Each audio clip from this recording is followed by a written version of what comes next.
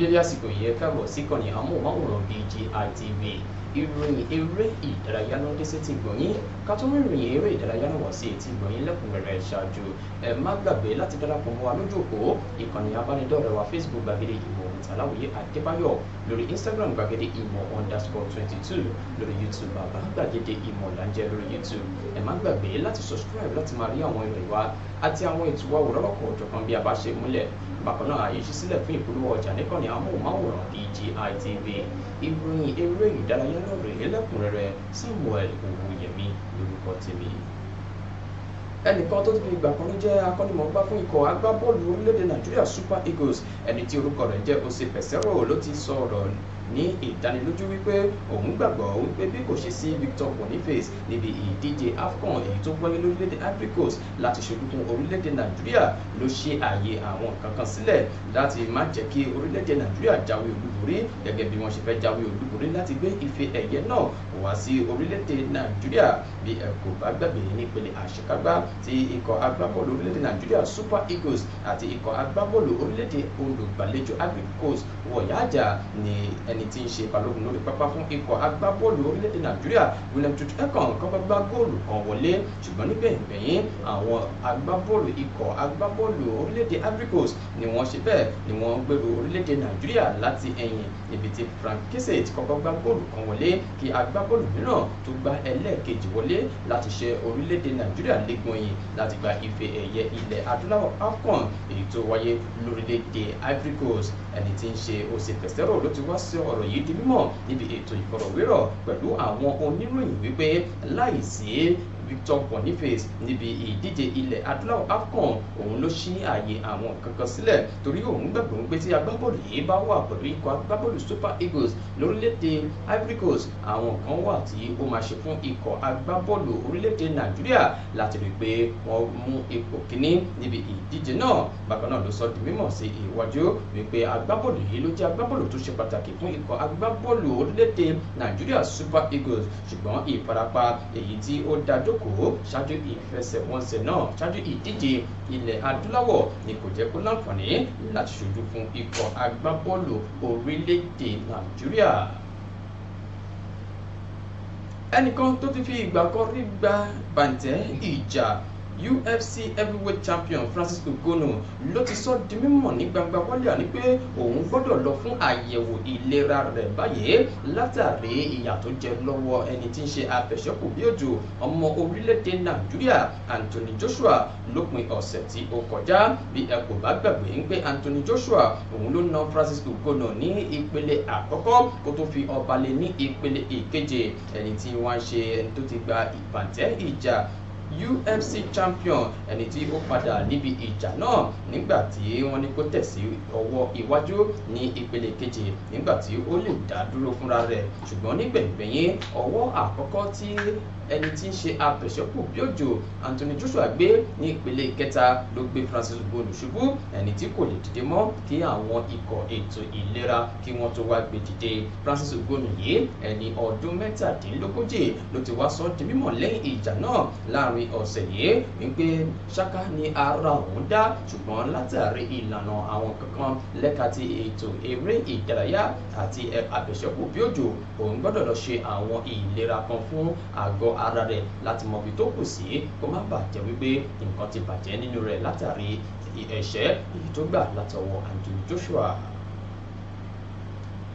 Ẹnìkan tó ti fi ìgbà kan rí jẹ́ akọ́nimọ̀ọ́gbá fún ikọ̀ agbábọ́ọ̀lù Chelsea tó tún jẹ́ ọmọ orílẹ̀-èdè England Frank Lampard ló ti sọ di mímọ̀ wípé tí ẹni ń ṣe akọ́nimọ̀ọ́gbá fún ikọ̀ agbábọ́ọ̀lù Arsenal lásìkò yìí Mikel Arteta tí ó bá la gbogbo ohun tó ń là kọjá lásìkò tí òun wà nínú ikọ̀ agbábọ́ọ̀lù Chelsea nígbà náà wọ́n á ti fi ọwọ́ òsì júwelé fún Mikel Arteta. Ó sọ di mímọ̀ sí iwájú wípé òun gbóríyìn fún Mikel Arteta látàrí pé ó ti ní àwọn ìrírí iṣẹ́ akọ́nimọ̀ọ́gbá sẹ́yìn látàrí pé ó ti ṣojú fún àwọn ikọ̀ agbábọ́ọ̀lù kan tó fi mọ́ nígbà tí ó jẹ́ igbákejì fún Pep Guardiola lásìkò rẹ̀ nínú ikọ̀ agbábọ́ọ̀lù Manchester City ní nǹkan bí ọdún 5 sẹ́yìn ní Mikel Arteta jẹ́ akọ́nimọ̀ọ́gbá fún ikọ̀ agbábọ́ọ̀lù Arsenal látìgbà náà ló ti ń ṣe dáadáa fún ikọ̀ agbábọ́ọ̀lù náà. Frank Lampard ẹni tó gbé oríyìn fún Mikel Arteta látàrí bó ṣe ń ṣe dáadáa sí lásìkò yìí ló fi sọ di mímọ̀ wípé ẹ̀dá kan kì í da títí kó má níbi kan tó máa kù sí, wípé tó bá jẹ́ pé inú kọ agbábọ́ọ̀lù Chelsea ló wà nígbà náà tí òun náà sì fi ara gbá àwọn gbogbo nǹkan tí òun kojú nínú ikọ̀ agbábọ́ọ̀lù Chelsea, wọ́n ti lé Mikel Arteta dànù kúrò nínú ikọ̀ agbábọ́ọ̀lù Chelsea. Akọ́nimọ̀ọ́gbá fún ikọ̀ agbábọ́ọ̀lù Barcelona lórílẹ̀‐èdè Spain Xavi Hernandez ló ti tẹnu mọ́ ọ̀rọ̀ rẹ̀ pé itọ́ kì í balẹ̀ kó tó padà lọ sẹ́nu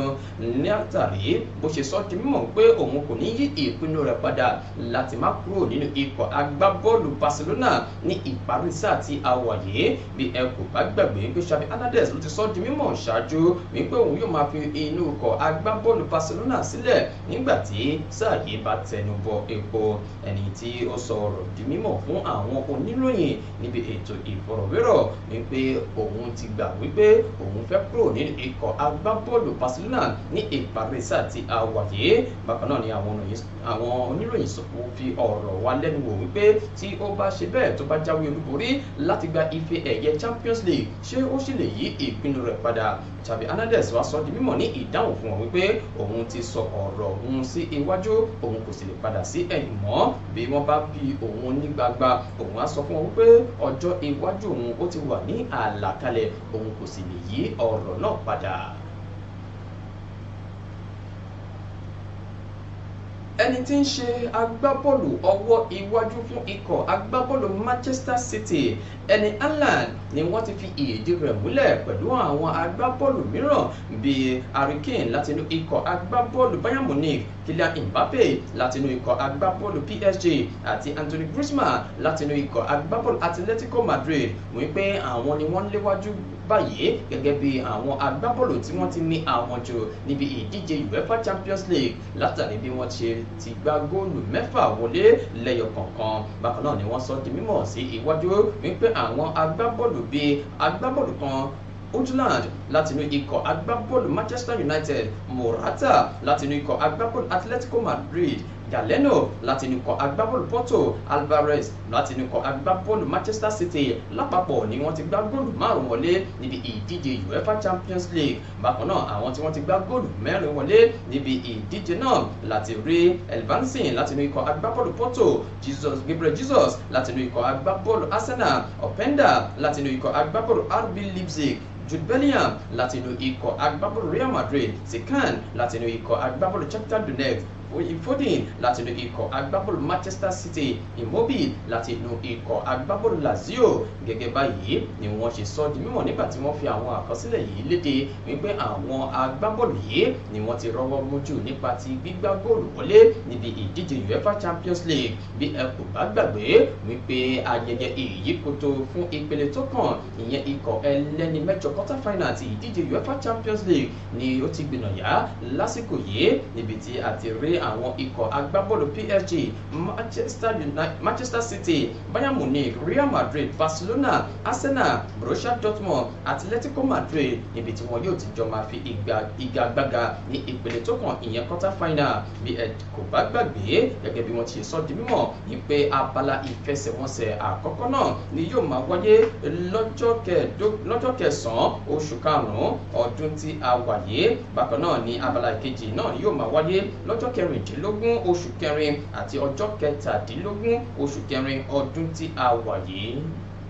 Bí yóò ti mọ rèé fún ìròyìn eré ìdárayá láti kàn ní amóhùnmáwòrán BGI TV ká tó máa lọ. Ẹ má gbàgbé láti darapọ̀ mọ́ wa lójú òpó ìkànnì abánidọ́rẹ̀ẹ́ wa Facebook gbàgede ìmọ̀ with Aláwìyé Adébáyọ̀, lórí Instagram gbàgede ìmọ̀ _22, lórí YouTube bàbá gbàgede ìmọ̀ TV là ń jẹ́ lórí YouTube. Ẹ má gbàgbé láti subscribe láti máa rí àwọn ìròyìn wa àti àwọn ètò wa wò lọ́lọ́kọ̀ òjọ̀kan bí a bá ṣe múlẹ̀. Bákan náà àyè ṣí sílẹ̀ fún ìpolówó ọjà níkànnì amóhùnmáwòrán BGI TV. Samuel Owóyẹmí ló ti mú ìròyìn eré ìdárayá wá sí etí ìgbọ̀nyín. Ẹ ṣé bí ẹ ti ń tẹ́tí gbọ́ wa, ẹ ṣé bí ẹ ti ń wò wá, àwa la ó máa ṣe nǹkan ò ní ṣe wá o. Ire o, ire kàbìtì.